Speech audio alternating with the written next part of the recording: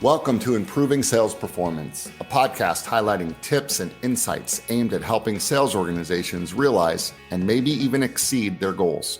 Here, we chat with thought leaders, experts, and gurus who have years of sales experience from a wide range of industries. I'm your host, Matt Sunshine, CEO at the Center for Sales Strategy, a sales performance consulting company.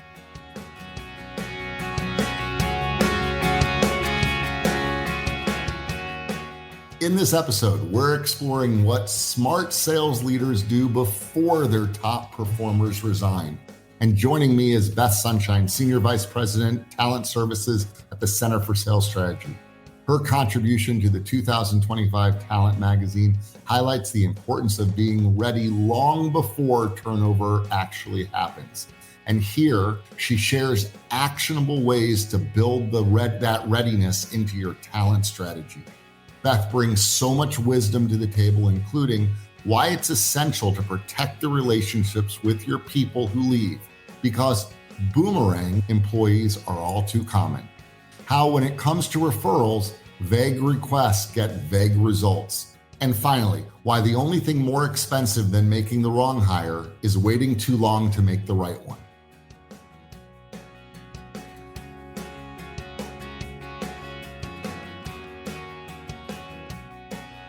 All right, Beth, let's jump into this. First of all, congratulations on another amazing Talent magazine.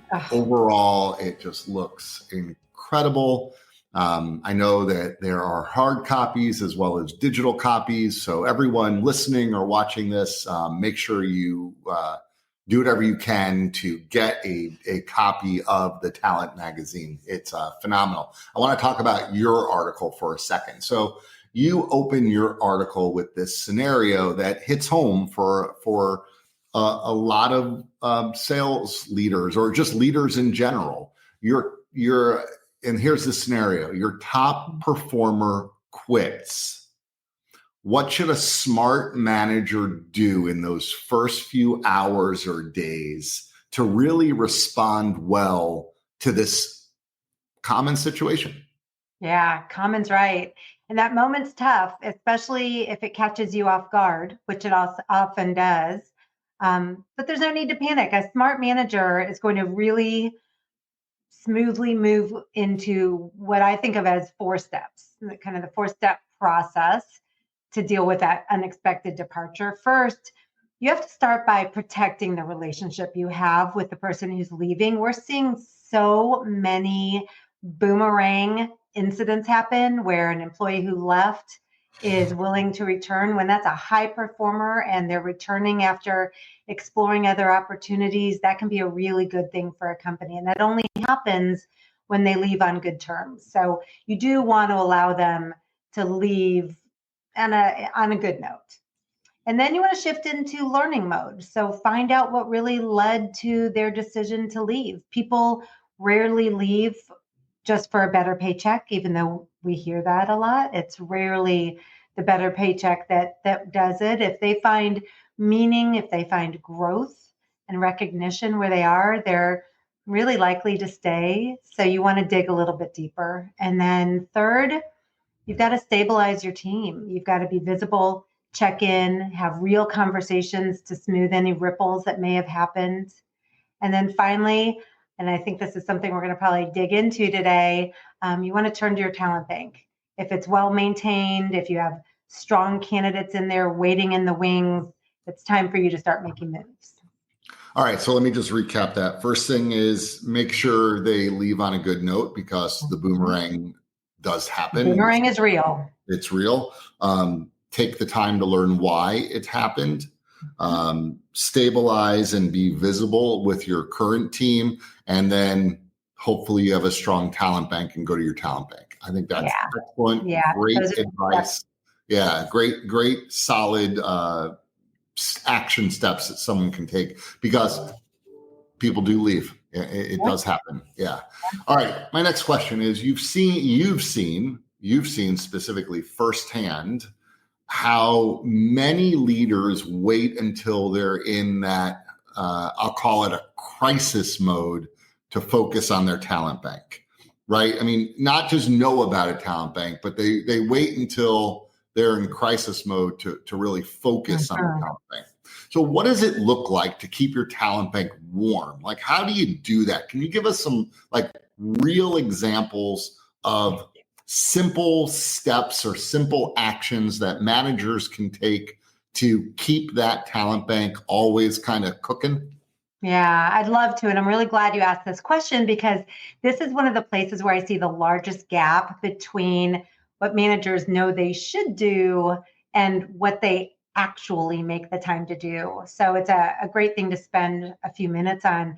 The best leaders treat recruitment like a year-round activity. So even when they're not hiring, I'll even go so far as to say, especially when they're not hiring, they're building their bench. And we would call that a talent bank.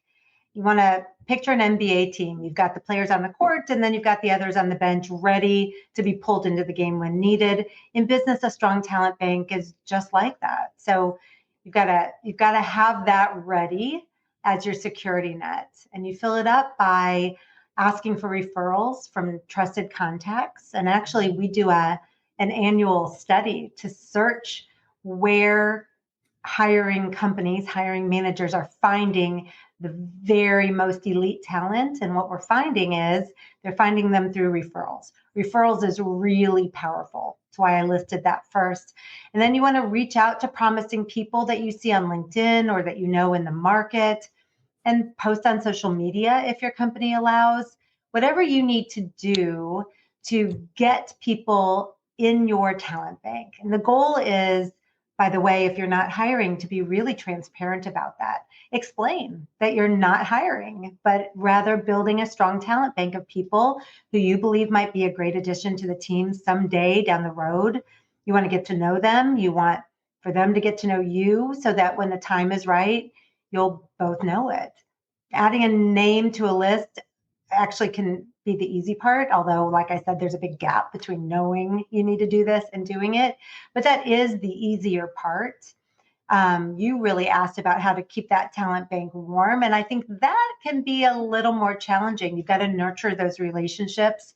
There are a bunch of ways you can do that. I think that the easiest ways would be maybe share an article that you find that they might enjoy. If they have a hobby or an interest and you find something on it, share it with them.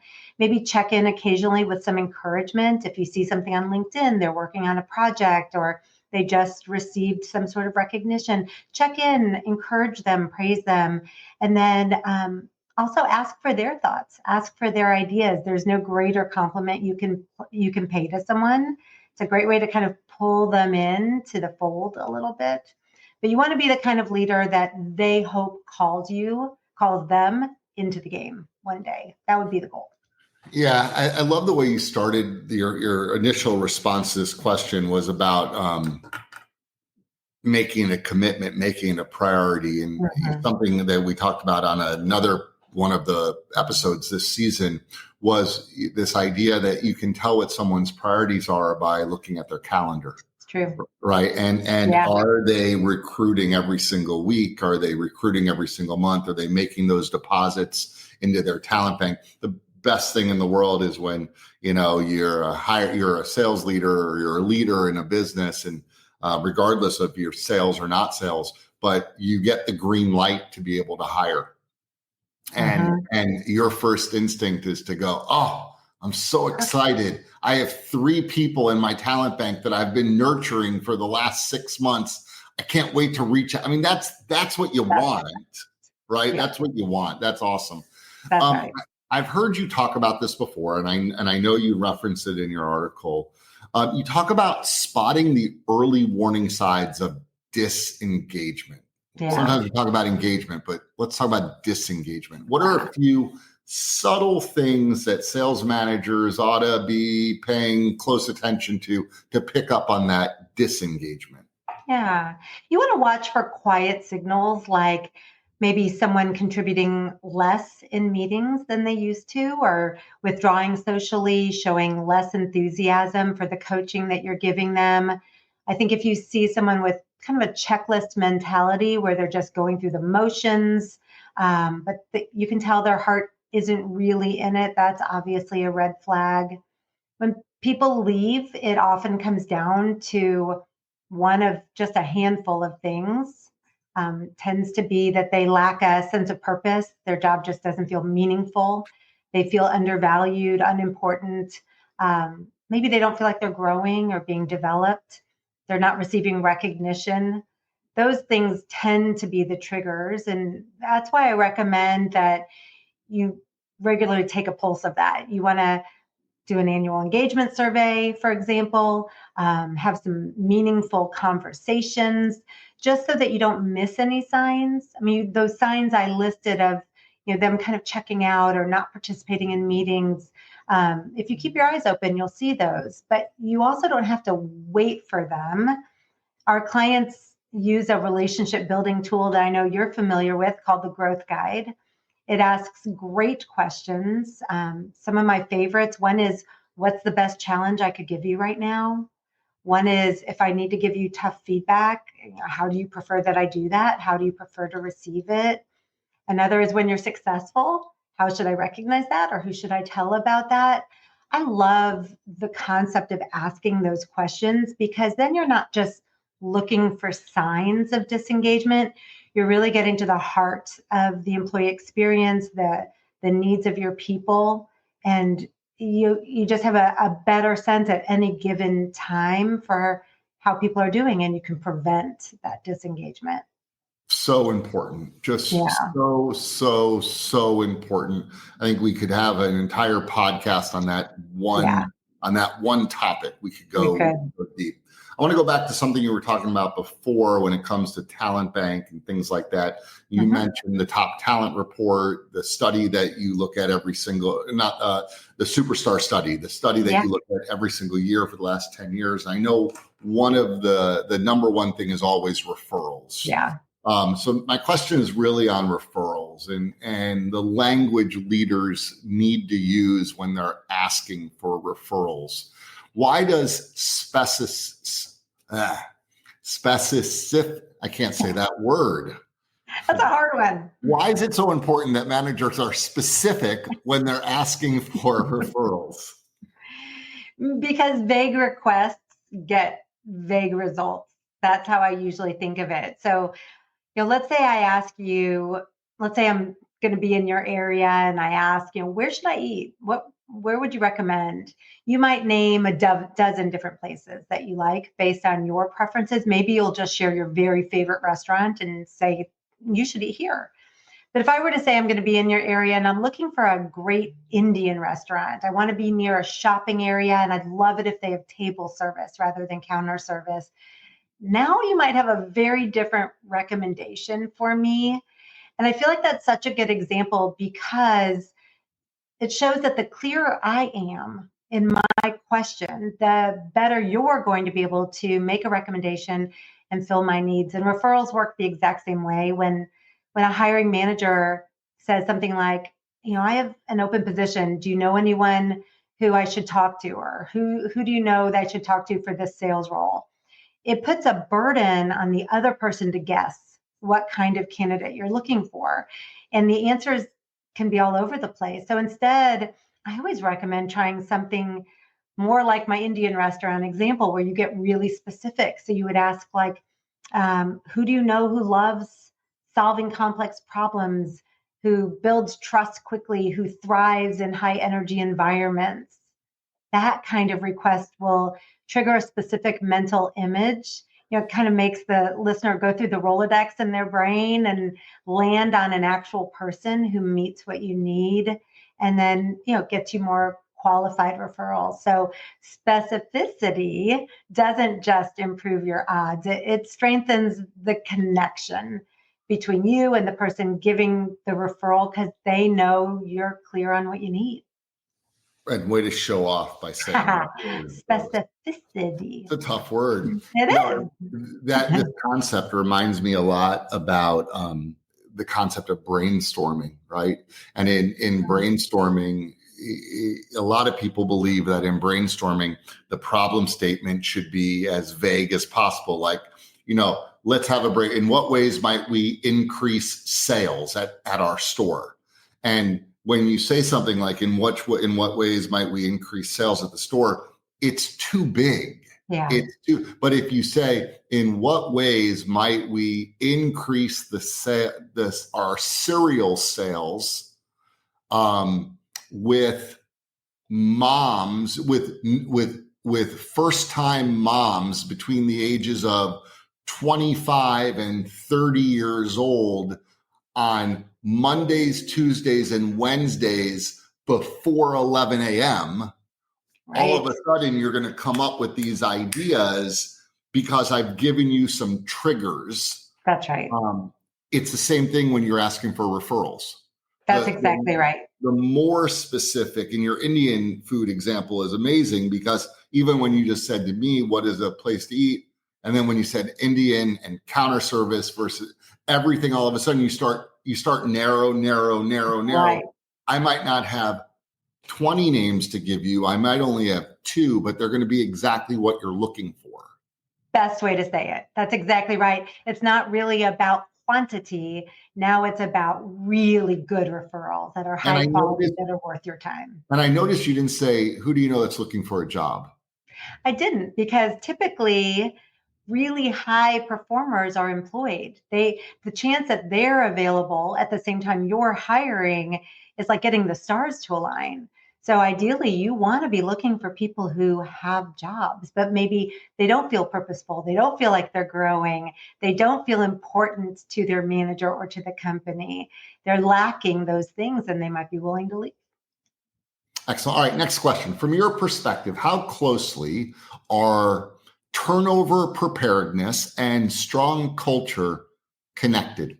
I mean, does one or can one really exist without the other?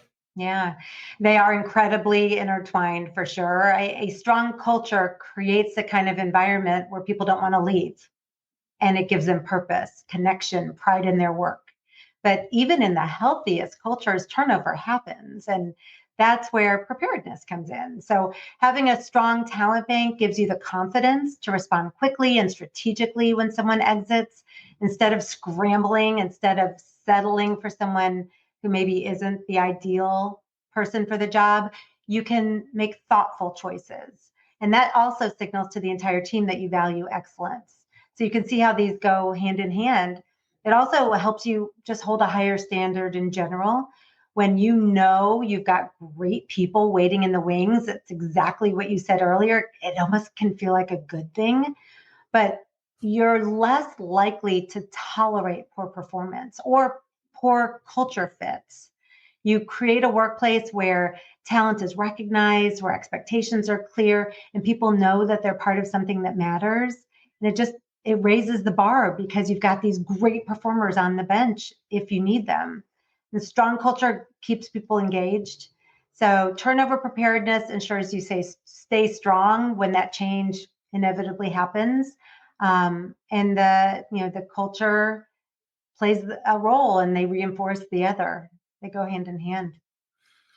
So earlier in the conversation, in fact, the way we led off, the first question I asked had to do with a top performer quits, and what advice do you have for a smart manager? What should they do in those first few hours? And you gave those 4 really steps. Make sure they leave on a good note and learn why and stabilize and make yourself visible, as well as look at your talent bank. I want to still stay on that topic of a top performer leaves suddenly.